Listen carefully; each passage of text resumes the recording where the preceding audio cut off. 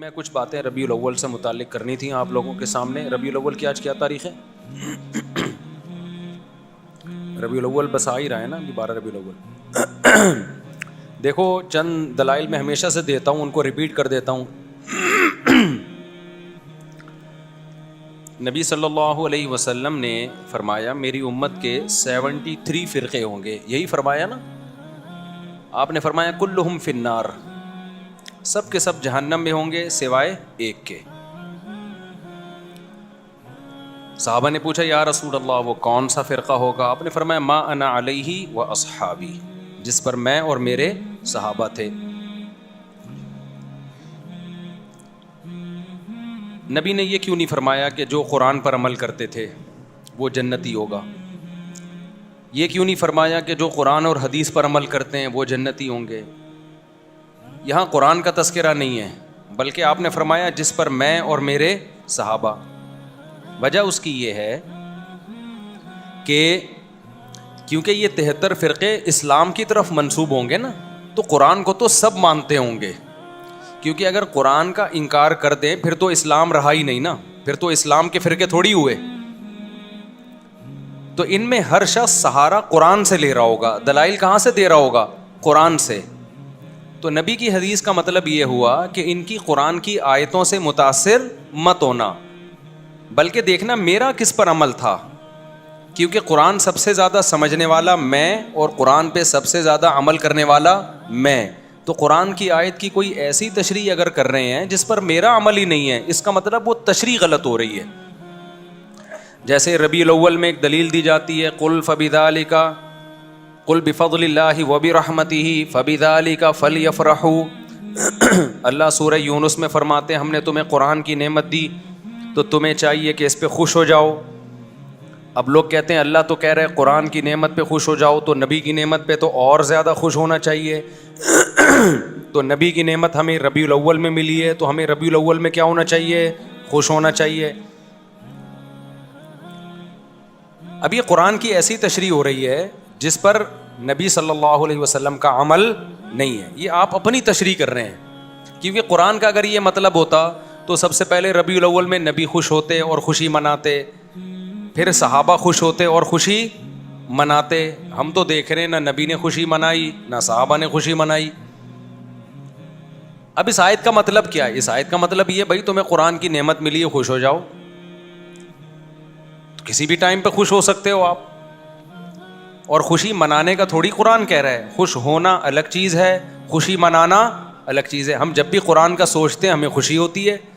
اب یہ تو نہیں کہ مٹھائیاں بانٹنا شروع کر دیں, ہم گلے میں ہار ڈالنا شروع کر دیں اپنے بھی اور دوسروں کے بھی کہ بھئی قرآن ملا ہے. تو بھئی وہ آج تھوڑی ملا ہے, وہ تو 1400 سال پہلے ملا ہے. اور اب ہم پڑھتے ہیں تو خوش ہوتے ہیں. خوش ہونا ایک الگ چیز ہے, خوشی منانا ایک الگ چیز ہے. تو ہر آدمی قرآن سے ریفرنسز دے رہا ہوتا ہے. جناب پروفیسر غامدی صاحب بھی قرآن سے ریفرنسز دے رہے ہوتے ہیں, لیکن جب بتاؤ کہ بھائی حدیث میں کیا ہے, نبی نے اس پر کیسے عمل کیا, اس آیت کی کیسے نبی نے ایکسپلین کیا, وہاں آ کے مسئلہ خراب ہو جاتا ہے.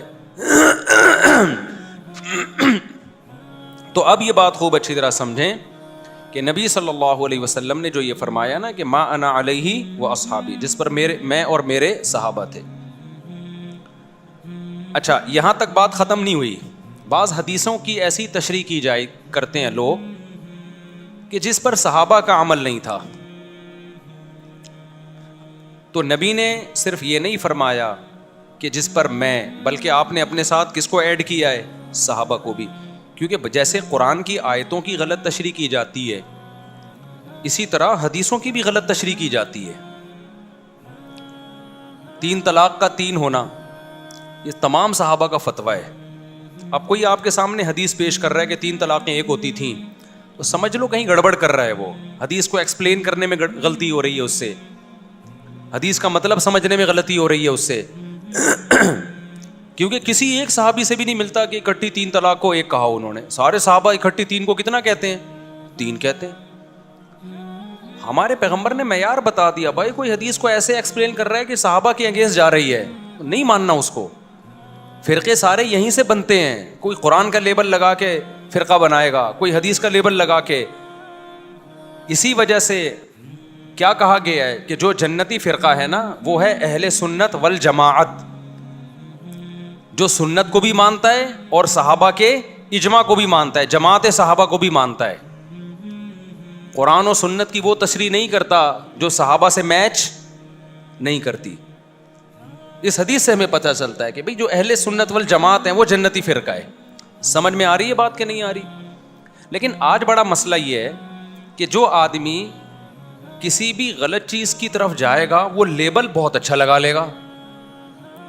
مثال کے طور پر ہمارے ہاں بہت سے حضرات ایسے ہیں جو اسلاف کے اقوال کو نہیں مانتے, نام سلفی رکھ لیا انہوں نے. میں سارے سلفیوں کو برا نہیں کہہ رہا, لیکن بہت ایسے ملیں گے کہ اسلاف کے جب قول ان کے سامنے پڑھ پڑھ کے سنائے جائیں وہ نہیں مانتے اس کو, لیکن کہتے اپنے آپ کو کیا ہیں, سلفی کہہ رہے ہوتے ہیں.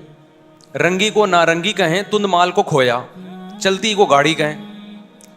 جو چلتی بھی چیز ہے اس کو لوگ کیا کہتے ہیں, گاڑی. گاڑی کا مطلب تو گڑی بھی ہے. اور جو تند مال ہے اس کو کہتے ہیں جو اتنا بہترین مال کو کھویا, یعنی کوئی ہم نے دودھ بھی کھو دیا یہاں. اور نارنگی, حالانکہ وہ تو رنگی بھی چیز ہے نا, اتنا کلر پیارا ہوتا ہے, اس کو لوگ کیا کہتے ہیں, نارنگی, یعنی رنگی نہیں ہے اس میں. تو یہی حال آج کل فرقوں کے اچھے اچھے لیبل میں. اسلاف کی ایک نہیں ماننا, نام کیا رکھ لینا, سلفی. اہل سنت والجماعت یعنی حدیث اور صحابہ کو فالو نہیں کرنا, سنت اور جماعت, صحابہ کی جماعت کو فالو نہیں کرنا, نام کیا رکھ لینا, ہم اہل سنت والجماعت ہیں. سمجھ میں آ رہی بات؟ ملتے جلتے نام, ناموں سے لوگ دھوکہ کھا رہے ہیں. جماعت المسلمین نے کیا گڑبڑ کی؟ حدیث میں آتا ہے جو مسلمانوں کی جماعت سے الگ ہو کے نیا فرقہ بنائے گا وہ جہنم میں جائے گا.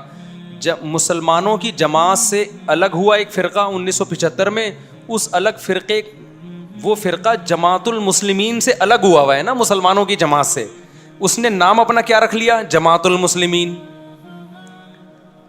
تو یہ ملتے جلتے ناموں سے دھوکہ کھانے کی بالکل بھی ضرورت نہیں ہے. یہ لیبل ہیں مارکیٹ میں چل رہے ہیں. میں بار بار ایک مثال دیتا ہوں کہ ایک آدمی نے چینی کی بوری پہ چاول لکھا ہوا تھا. لوگوں نے پوچھا بھائی اس کے اندر چینی ہے, باہر چاول کیوں لکھا ہوا ہے؟ کہتا ہے مکھیوں کو دھوکہ دینے کے لیے. تو بتاؤ مکھی دھوکے میں آ جائے گی؟ مکھی تو دھوکے میں نہیں آتی, کیونکہ بوری کے اندر جو چینی کی خوشبو ہے وہ اس کو لائے گی. آپ لیبل سے دھوکے میں آتے ہو. جو اپنے آپ کو سلفی کہتے ہیں آپ سمجھتے ہو یہ اسلاف کے قول اقوال پر عمل کرتے ہیں. جو اپنے آپ کو اہل سنت والجماعت کہتا ہے آپ سمجھتے ہو یہ حقیقت میں اہل سنت والجماعت ہیں. جو اپنے آپ کو جماعت المسلمین کہتا ہے آپ سمجھتے ہو یہ سچی مچی کے جماعت المسلمین ہیں. آپ اس خوشبو کو نہیں دیکھ رہے کہ عملی دنیا میں کون ہے جو حدیث اور صحابہ کو فالو کر رہا ہے, پریکٹیکل لائف میں کون ہے. اس پہ آپ غور و فکر کرنے کے لیے تیار ہی نہیں ہو. تو ناموں سے میں جانے کی بالکل بھی ضرورت نہیں ہے. کام کو دیکھو, کام کیا ہے, کام اہل سنت والجماعت والا ہونا چاہیے. اب یہیں سے ہم ربیع الاول کو دیکھتے ہیں. ربیع الاول کو کہ یہ جو ربیع الاول ہے جس پہ ہم خوشیاں منا رہے ہیں, مٹھائیاں بانٹ رہے ہیں, ہار پھول ہے, اور اب تو بہت کچھ ہونے لگا ہے. طواف شروع ہو گئے ہیں, ایک کعبہ کی شبیہ بنائی جاتی ہے, اس کا طواف ہو رہا ہے, کیک کٹ رہے ہیں. یعنی بدعت میں جتنا آگے جائیں گے تو جاتے چلے جائیں گے نا آپ. لیکن آپ پہلے اسٹیپ سے دیکھیں, مٹھائیاں تو بٹتی ہیں, حلوے تو پکتے ہی ہیں. یہ تو بہت کم درجے کا کوئی بدعت کو فالو کرے گا نا تو پہلا اسٹیپ ہے اس کا. لیکن ہمیں تو ایک لڈو بھی نہیں ملتا نبی کی سیرت میں. حلوہ تو آگے کی چیز ہے بھائی.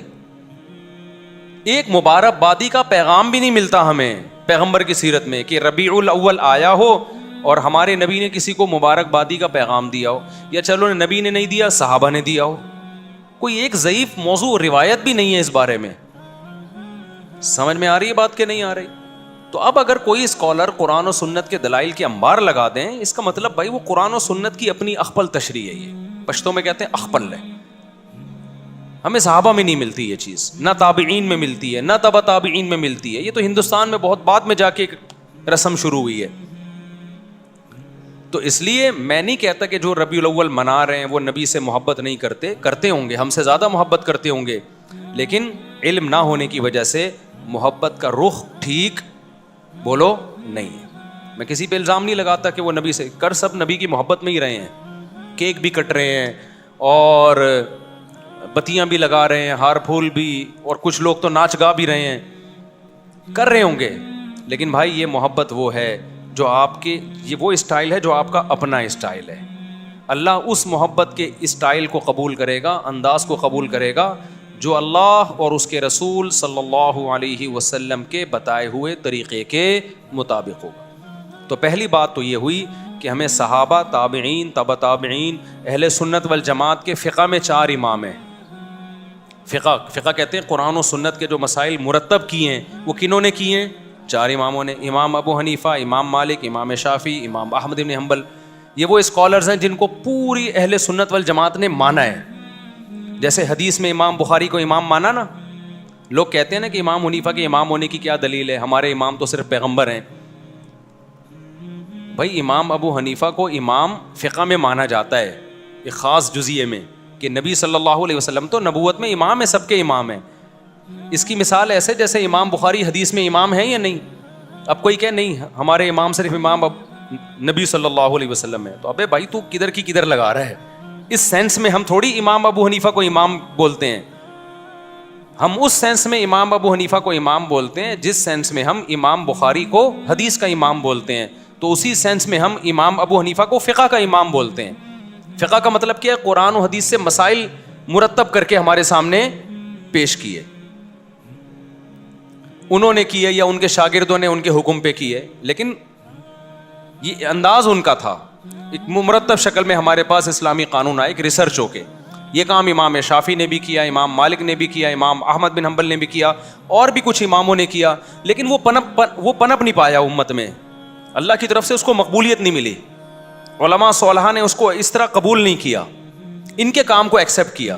جیسے بہت سارے محدثین گزرے ہیں, لیکن سب تو مشہور نہیں ہوئے نا. جن سے اللہ نے کام لیا, جن کو امت میں مقبولیت ملی, وہ امام ابو داؤد ہیں, امام بخاری ہیں, امام مسلم ہیں, امام بہقی ہیں, اور امام ابن ماجہ ہیں. تو یہ مشہور لوگ ہیں جن کو بس اللہ کی مرضی ہوتی ہے, امت میں کسی کو اللہ مقبولیت عطا کر دیتے ہیں جس سے اللہ دین کا کام لینا چاہیں. تو اس سینس میں امام حنیفہ کو امام کہا جاتا ہے. کچھ لوگ کہتے ہیں ہمارے امام تو صرف محمد صلی اللہ علیہ وسلم ہے, اور کوئی ہمارے امام نہیں ہے. ان کو اپنے دماغ کے علاج کی ضرورت ہے. ایک صاحب کہنے لگے, میں نے کہا قائد اعظم نے فرمایا. اس نے کہا قائد اعظم جو ہے نا صرف پیغمبر صلی اللہ علیہ وسلم ہے. قائد اعظم مطلب سب سے بڑے قائد, وہ صرف محمد صلی اللہ علیہ وسلم ہے.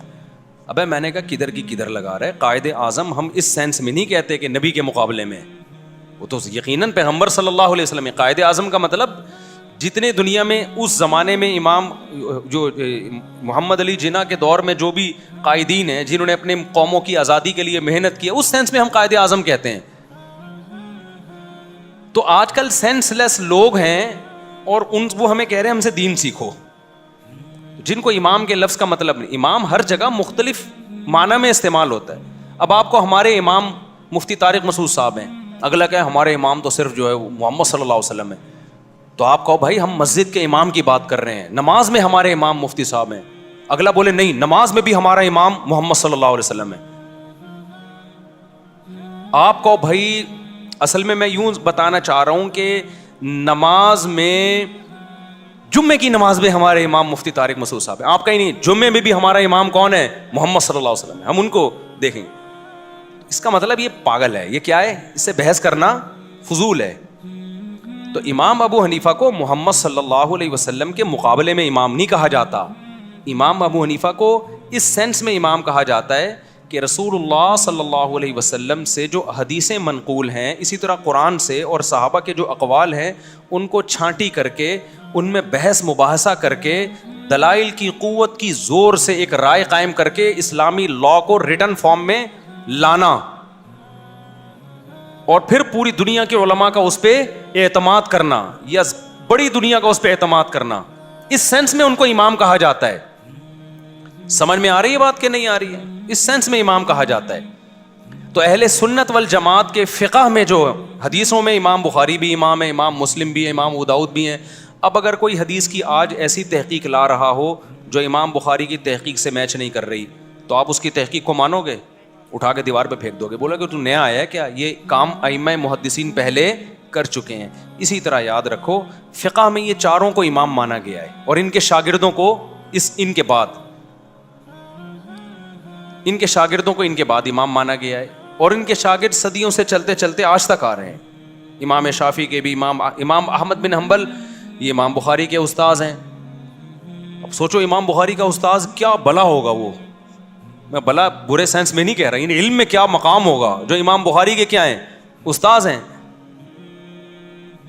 اور پھر امام احمد بن حنبل کے استاذ ہیں امام شافعی, سمجھ رہے ہو. پھر امام شافعی کے استاذ ہیں محمد ابن حسن جو امام ابو حنیفہ کے شاگرد ہیں, اور امام محمد بن حسن کے استاذ کون ہیں, امام ابو حنیفہ. تو انہوں نے مرتب کیا ہے, ان کے شاگردوں نے کیا, لیکن انہی کے حکم پہ اور انہی کے اقوال کو ترتیب دے کے نا, کتاب الوضو, کتاب الزکوٰۃ, کتاب الصوم. اس سے پہلے یہ ترتیب ہمیں نہیں ملتی تھی, جیسے حدیثوں کی ترتیب نہیں ملتی تھی ہمیں, حدیثیں تو تھیں ترتیب نہیں تھی. تو ایسے ہی فقہ کے مرتب ہونے سے پہلے فقہ تو تھا, مسائل تو تھے, مرتب بعد میں کیا گیا ہے. اب جب ایک چیز مرتب ہو جاتی ہے نا تو پھر آپ اس کے پابند ہو جاتے ہیں. پھر اس میں یہ کہنا کہ اس کی کیا دلیل ہے کہ میں ابو حنیفہ یا امام شافعی کے فقہ کو فالو کروں, نبی کے دور میں تو کچھ بھی نہیں تھا.